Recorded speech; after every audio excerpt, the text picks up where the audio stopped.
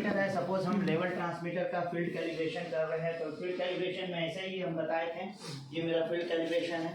Field calibration में हम लोग क्या करेंगे, ट्रांसमीटर को प्रोसेस लाइन से आइसोलेट करेंगे, है ना। ट्रांसमीटर को प्रोसेस लाइन से आइसोलेट करेंगे। आइसोलेट करने के लिए प्रोसेस आइसोलेशन वाल्व बंद करेंगे, इक्वलाइजर को ओपन करेंगे और ड्रेन को ओपन करके डीप्रेशराइज कर देंगे। अब सारा जो भी मेरा प्रोसेस फ्लूइड है यहाँ से बाहर निकल गया है, इधर का फ्लूइड इधर नहीं आ रहा है, तो फिर हम अपना प्रेशर कैलिब्रेटर कनेक्ट कर सकते हैं, ठीक है।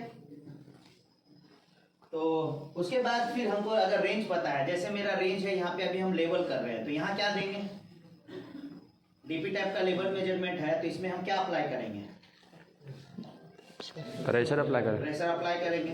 तो अभी हम 0 प्रेशर दिए हैं, तो हमको क्या दिखाना चाहिए था, यहाँ 0 दिखाना चाहिए, पर 4% दिखा रहा है। क्यों दिखा रहा है कि यहाँ पे जो मेरा कार्ड का है सब पुराना कार्ड है, कार्ड का प्रॉब्लम है, ठीक है। 4% दिखा रहा है, तो सोच लिया ऑलमोस्ट 0 आपको दिखा रहा है, क्लियर। उसके बाद हम वहाँ से क्या करेंगे, यहाँ से प्रेशर देंगे। कितना प्रेशर देंगे, सबसे पहले 25%। हम आप लोगों को उस वक्त बताए थे कि यहाँ पर जो रेंज है इसका, इस ट्रांसमीटर का यहाँ से यहाँ का हाइट है 41 इंच, तो इसका रेंज कितना होगा 0 to 41 inch of water column, क्योंकि लिक्विड वाटर है। अगर कोई और लिक्विड होता तो ये चेंज हो सकता था, depends on the specific gravity of liquid. तो हम यहाँ से 10 इंच देंगे, तो 10 इंच जब हम दें तो वहां पे हमको कितना मिलना चाहिए, 25% मिलना चाहिए।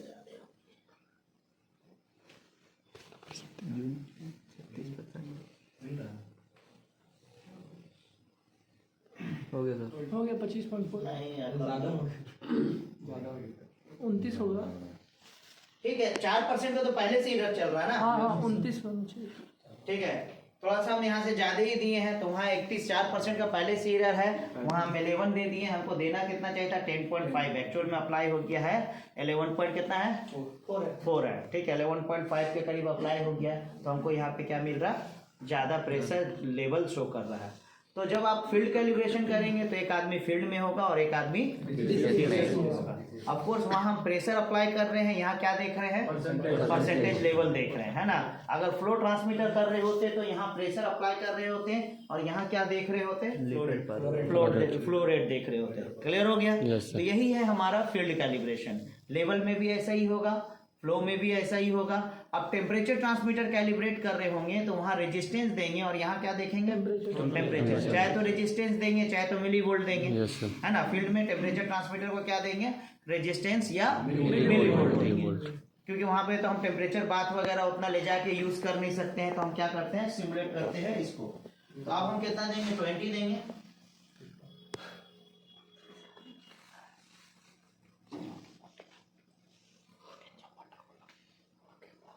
तो हमको 50 मिलना चाहिए, है ना।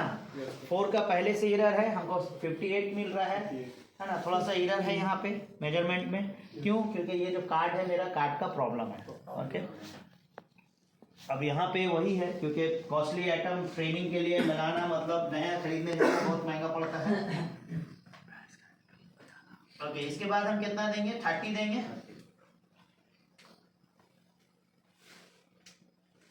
30 दे दिए हैं। 30 देने के बाद हमको यहाँ कितना मिलना चाहिए था, 75, 81 मिल रहा है, थोड़ा ज्यादा ही मिल रहा है ना। तो इसी तरह से एक आदमी वहां देगा और यहाँ एक आदमी चेक करेगा। क्लियर हो गया। यही है मेरा फील्ड कैलिब्रेशन। प्लांट में कोई डरना नहीं है फील्ड कैलिब्रेशन के लिए, समझ में आ गया। तो यही है मेरा फील्ड कैलिब्रेशन। उसके बाद 40 देंगे।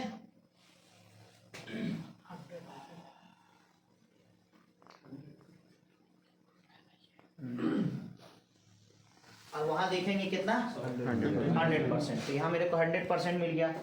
बाकी और भी चीज जो है, इसमें बहुत सारा चीज होता है जो हम लोग लूप चेक, जैसे इसमें ट्रेंड होता है, ठीक है, इसमें अलार्म होता है। जैसे यहाँ पे भी हम जाएं तो एक्चुअल इसमें क्या है, जैसे आपका मोबाइल को आप कैसे पेज को चेंज करते हो, तो हम अगर मान लीजिए कि ये एक ही पेज में तो पूरा प्लांट नहीं होगा ना, प्लांट तो बहुत होगा, उसका बहुत सारा पेज होगा। पेज के लिए नेविगेट करने के लिए बटन्स होगा। जैसे यहाँ पे देखो, एक नेविगेट करने के लिए क्या है, बटन है ना। तो अगर हम जाते हैं अलार्म में, अलार्म का पेज में, तो यहाँ पे हमको लिख के आ रहा है LT 002 tank 3 level high high, है ना। और इसका क्या लिख के आ रहा है, LT01 का लो लिख के आ रहा है और LT2 का भी लो आ रहा है, पर अगर हम इसको एक्नॉलेज करेंगे तो वो चला गया है ना। LT2 का लो जो है नहीं ऊपर चला गया, रुको, चला गया अभी एक्नॉलेज करने के बाद, है ना। तो इस अलार्म पेज में प्लांट में कोई भी अलार्म आएगा वो कहाँ रहेगा, अलार्म पेज में आ जाएगा, तब ना ऑपरेटर देख पाएगा। पहला तो दो चीज होगा, अलार्म पेज में भी आएगा और यहाँ ग्राफिक्स में भी देखो यस सर। ब्लिंक कर रहा है, तब ना ऑपरेटर कुछ काम कर रहा है। साथ में एक बजर भी होगा, कोई नया अलार्म आया प्लांट में, टी टी, इवन तो आजकल क्या है, आजकल तो वॉइस भी आता है ना, हाई अलार्म करके लिख के आएगा। तो ऑपरेटर अगर कुछ बिजी है, अपना कुछ मान लीजिए लिख रहा है, लॉग लिख रहा है, तो वो क्या करेगा, उधर कंसंट्रेट करेगा, क्यों अलार्म आ रहा है, क्या प्रॉब्लम है, ठीक है। तो इस तरह से सारा कुछ सेट किया हुआ होता है। अलार्म है, इसके बाद इसको हम लोग ट्रेंड बोलते हैं। ट्रेंड जो है, अभी हम इसको कम करते तो आपको सही समझ में आएगा। अभी क्या है, 100% में पहुंचा हुआ है। जैसे ये टैंक 2 का लेवल अभी कितना दिखा रहा है, 100%, है ना। टैंक 2 का लेवल 100% दिखा रहा है।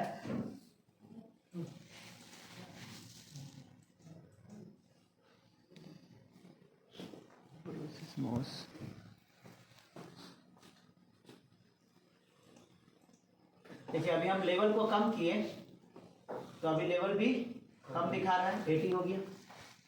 ट्रेंड क्या है, ट्रेंड कहाँ गया, फटा हुआ पैंट को नहीं पहना, हाँ फटा हुआ पैंट पहनने का ट्रेंड था। तो ट्रेंड का मतलब होता है changes with respect to time, changes with respect to time. तो यहाँ हमको क्या फायदा होता है, देखो यहाँ पे बहुत सारा ट्रबल शूट जब हम लोग करते हैं, हम आप लोगों को बोले हम कभी करते हैं ट्रबल शूट में। हम लोग क्या, कभी कोई प्लांट बंद हो गया, तो प्लांट जब बंद होगा, इसमें दो चीज होता है, एक होता है अलार्म, एक होता है इवेंट्स। अलार्म का मतलब जब कोई चीज किसी लिमिट को पार करता है तो हम लोग अलार्म सेट करते हैं।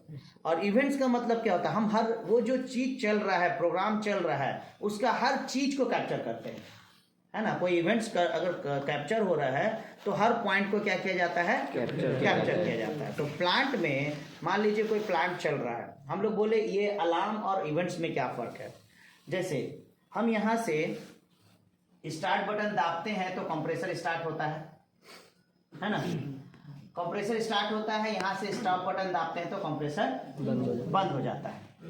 प्लस हम इसको स्टार्ट कर देते हैं एक दफा, तो ये कंप्रेसर, इसमें सेटिंग दिया हुआ है कि अगर 400 के करीब पहुंच जाता है तो ये खुद से बंद हो जाएगा, और 250 से नीचे आता है तो खुद से चालू हो जाएगा। तो अगर हम इसको एक दफा स्टार्ट करके छोड़ दे दिन भर, तो ये खुद से ऑन ऑफ होता रहेगा। जबकि set point high and low है, है ना। तो क्या ये अलार्म है, नहीं, ये नॉर्मल ऑपरेशन है। बट ये जो ऑन ऑफ होना है, हम चाहते हैं लॉग में चला जाए, क्योंकि ट्रबल शूटिंग के लिए जरूरी है। मान लीजिए कि आपका कभी लो अगर डिस्चार्ज हो, प्रेशर हो गया, कंप्रेसर इंस्ट्रूमेंट का एयर पूरा प्लांट का, तो प्लांट बंद हो जाना चाहिए, एग्जाम्पल।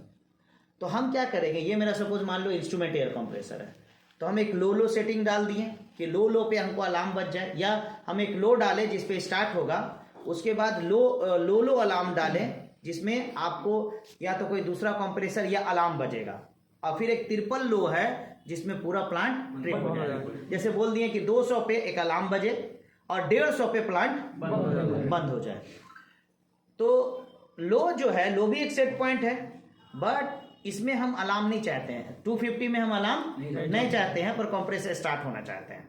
तो हम इसको लॉक भी क्यों चाहते हैं 250 को, क्योंकि मान लीजिए कि अगर 250 प्रेशर गया तो लॉग में जाना चाहिए कि कमांड कंप्रेसर को गया कि नहीं स्टार्ट होने का। ऐसा तो नहीं इलेक्ट्रिकल प्रॉब्लम की वजह से कंप्रेसर स्टार्ट नहीं हुआ, या फिर कंप्रेसर को कमांड ही नहीं किया, है ना। लॉजिकल कोई प्रॉब्लम आ गया, किधर प्रॉब्लम आया वो हम लोग को देखने के लिए इवन जो कमांड होता है, जैसे कंप्रेसर को कमांड कैसे जाएगा, ये जो पीएलसी का आउटपुट कार्ड होता है, इसमें एक जैसे रिले पढ़े आप लोग कॉमन होता है, तो आउटपुट कार्ड में भी एक कॉमन टर्मिनल है, उसमें हम लोग 24 वोल्ट डाल देते हैं।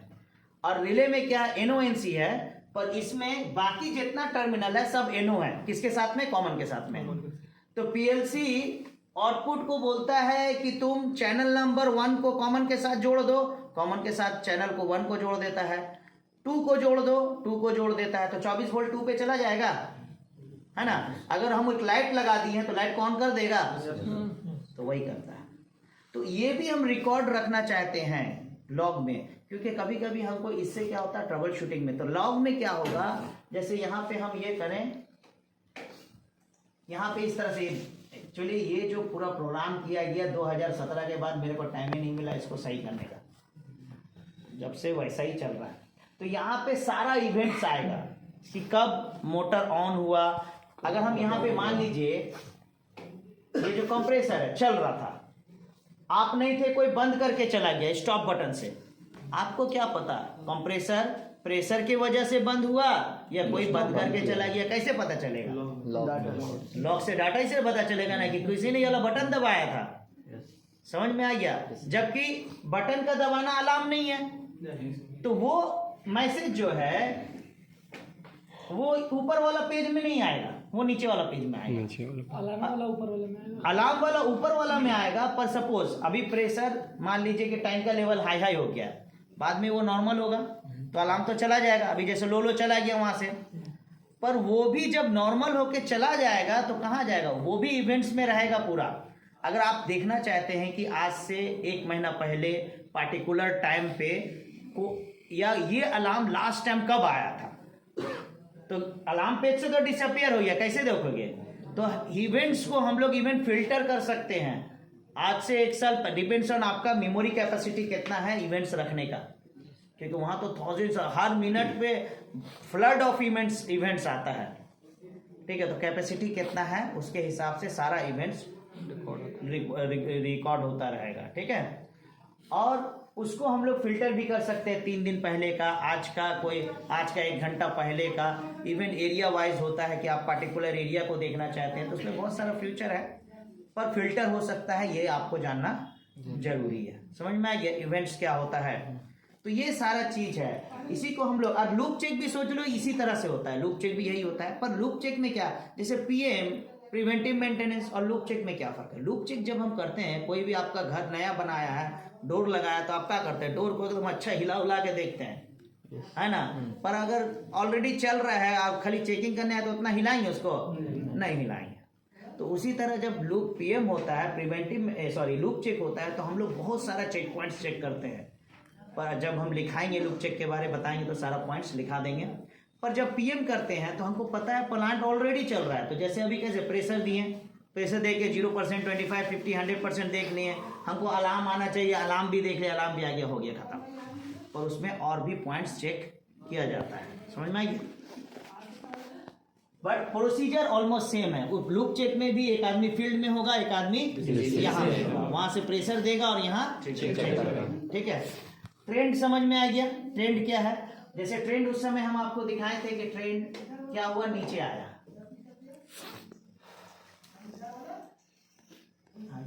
अभी 64 है, देखिए यार ट्रेंड है ना, ये ट्रेंड क्या है 64 पे आ गया। पहले उस समय कितना था, 100 था।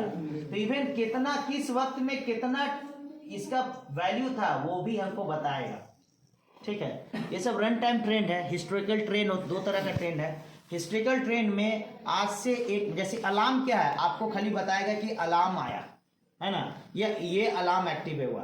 पर ट्रेंड अगर आप 1 महीना पहले पार्टिकुलर टाइम में देखना चाहते हैं, मान लीजिए टैंक का लेवल 1 महीना पहले 11:35 पे कितना था देखना चाहते हैं, तो आप ट्रेंडिंग करके बैक जाएंगे और बैक जाके देख सकते हैं कि उस वक्त में एग्जैक्ट लेवल कितना था, 15.5%, 13%, 20%, 100% कितना था, वो आप देख सकते हैं। तो ये सबसे क्या होता है, हम लोग को हिस्ट्री निकालने में आसानी हो जाता है ना। तो जैसे आपका मोबाइल का है सारा सिस्टम वैसा ही है। जैसे मोबाइल में हम लोग का क्या होता है, कोई नया अलार्म, कोई नया मिस कॉल आता है तो कैसा कलर होता है उसका, रेड कलर। फिर वो क्या हो जाता है, जैसे ही उसको चेक कर लेते हैं ब्लैक हो जाता है। तो इसी तरह सारा सिस्टम बनाया गया। समझ में आ गया? तो क्लियर हो गया फील्ड कैलिब्रेशन। बाकी हम लोग लूप चेक करेंगे तो और थोड़ा बहुत जो पॉइंट्स है वो चेक करेंगे। चलो।